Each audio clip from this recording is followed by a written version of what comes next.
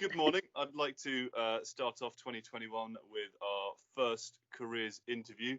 This is with Nina Joubert, who works for State Street Investment Bank and is the Managing Director for Institutional Services. So good morning. Morning. First of all, we'll just start with the simple question, or possibly not the simple question. What is it that you do? What's your job role? So I currently lead a team of internal auditors that focus on the institutional services part of the investment bank that I work for. So essentially what that means is my team go in and they look at the operational processes within the bank, and we then tell management if those processes are working, if there's good controls there to prevent any risks from what I would say materializing. So could errors happen that would make a client lose money? Could something go wrong that would result in the regulator not being happy with us? And we would then give advice or raise certain concerns with management, and then they've got the responsibility to fix those and remediate it. I imagine that's been quite a busy year then, what with coronavirus being quite a big risk for a lot of banks. Yes, so obviously with COVID, not only did we have to move our entire operations to working from home, which is quite interesting because obviously there's a lot of functions that would find that difficult, but also obviously making sure that everything works in a way and that you're protecting other people's sort of assets and money and what's important to them. So I think the whole financial services industry is very interesting in that sense because, you know, you're talking about your banks, you're talking about your insurers, they're all working with your parents' money, basically, yeah. And your money, you know, and they've got a responsibility to protect that. So it's quite an interesting job, but also quite rewarding because in the end, you know that that's what you're doing. Yeah. Oh, lovely. Thank you. So is this a job that you've always done, or is this something you've kind of worked towards or have found yourself in at some point and enjoyed it? So I started my career studying towards becoming a chartered accountant. So I did a business degree at university and then did my articles at one of the big four, PwC. And, you know, I think my aim in life was always to be a partner at a big sort of audit firm, accounting firm, you know, which is a very prestigious role to work for. And I think anyone in business, you know, you aim for that and that becomes your life goal. And after about 12 years in that role at PwC, where I did multiple things, which I think gave a good foundation, I just decided that wasn't what I wanted to do. And I decided partnership wasn't my life goal anymore, which I think is important to shift when you get the opportunity to. Absolutely. Yep. And so I took on a role at a insurance company, actually, that had a big asset management function as well. And that's when I started in internal audit. And in that role, I got to really get into the internal audit function, but I also got to experience sort of a lot of travel and working in different locations because I became responsible in that role for Europe, Middle East and Africa, and Asia as well. So essentially, I traveled a lot. I saw a lot of African countries that I probably would never have gone to. I traveled to South America quite a lot. I traveled to China, you know, and with that, I got exposure to the broader global world. And then following that, I decided maybe internal audit's not for me. So I actually left for a couple of months and I went into the business and I became what they term a risk executive, where I was essentially working directly with business on what risks were in the business. And then I got a phone call from a ex-boss of mine saying, would you like to move to the UK, to London, and come work for me at State Street? And that is where I essentially got the opportunity to come to the UK and move back into an internal audit function. So what I just realized then was the importance of networks and you know, and making sure that in every single role you do your best, because what then happens is at some stage someone that you've in your network does come back to you and they hear your name and they go, well, actually that's a person I'd like to work with. And that obviously has opened numerous doors for me since we moved to the UK, starting off just focused on a very particular area in Europe. I then got an opportunity to look at a global function. and more recently have taken on a global division of the bank, and leading a team to deliver that work. So I think from that perspective, you know, in the last 4 years, I've had a lot of opportunity to do other things and then develop myself, and take on other roles. Yeah. Oh, fantastic. So you mentioned at the beginning that you did a university degree in business. Yes. As your jobs have developed and as you've gone on through, are there qualifications that you've had to complete while working, or has a lot of the experience you've done been on the job, unofficial experience, as it were? Yeah. So when I left university at PwC, I had to do my articles, and that also incorporates certain exams and things. So in the UK, you would be doing your ACA qualifications, and I think that set me up for a very good career in business, no matter where you wanted to go. A lot of people look at an ACA qualification or a chartered accountant qualification, and they think you can only do finance roles. So become a finance manager, a chief financial officer, or anything like that.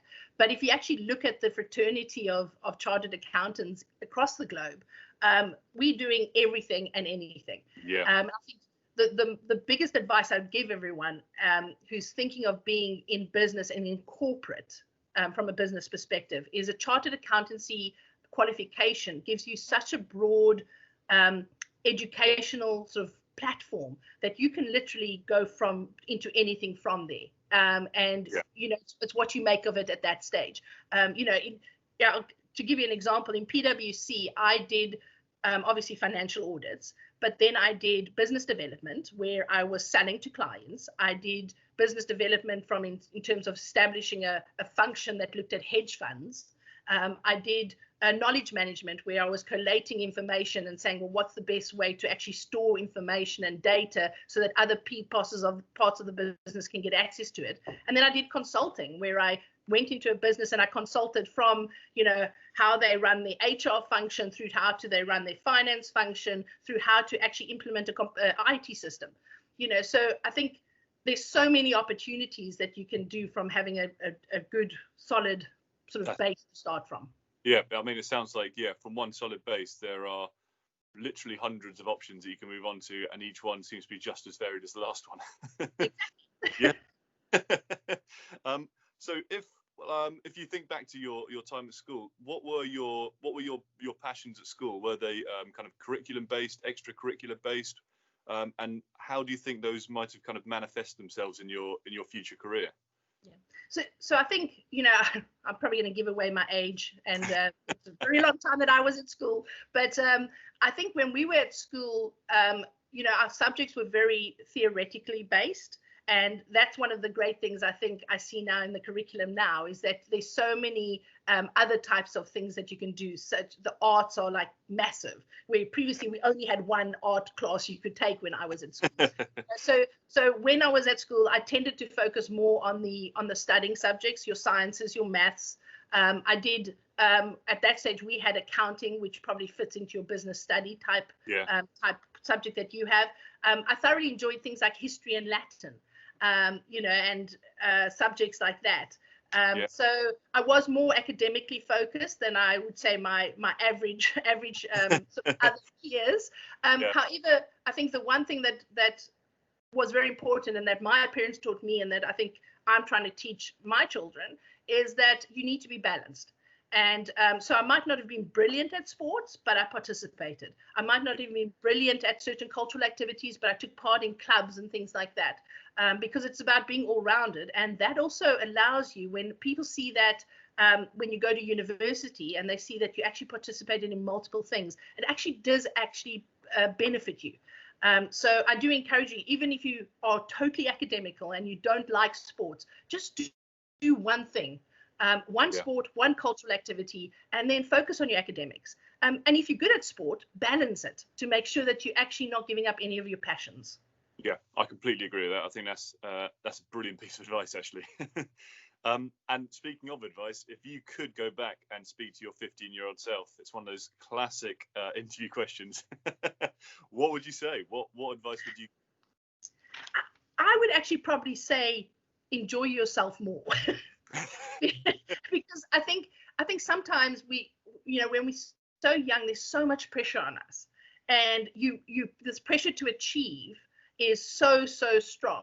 And I think I did possibly do things in my sort of last couple of years at school and even at university where I didn't really maybe socialize as much as I should have, and maybe doing other things. I was so focused on academics and getting my qualification, and even during my articles at PwC, that was almost your only goal, and you literally worked all the time.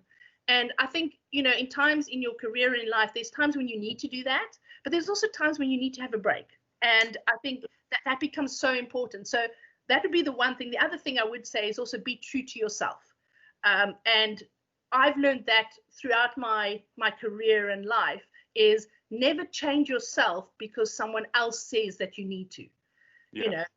Really look at if it is aligned to your values, to what you believe in.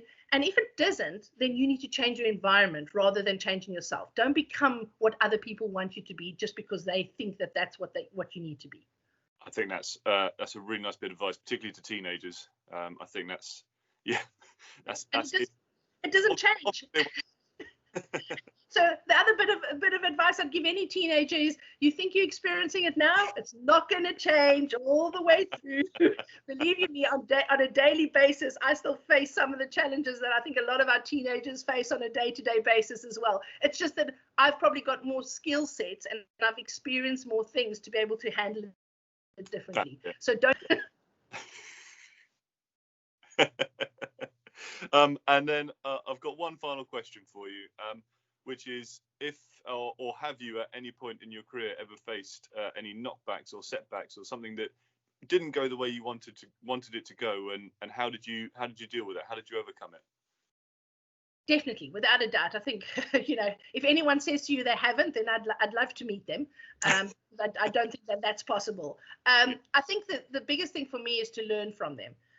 But I will caveat that or qualify that to say, at the time, the last thing you want to do is go and do a post-mortem on what went wrong or why it happened. But so first off, it's make sure you've got the support and the people around you, your mentors, your coaches, your family, to actually support you through whatever that knockback or kickback is.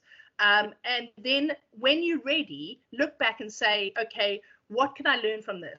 Because those for me were the most amazing learning experiences. And I'll give you a very practical example. While I was at PwC, I was probably about, I'd say, 6 or 7 years in. We had a massive tender for a big job, which if we got that, I probably would have made partnership in a very short period of time. And we didn't get it. And we just got married. So I spent most of just after my honeymoon working sort of very long hours, and it was all our life for 6 months. Didn't get that piece of work.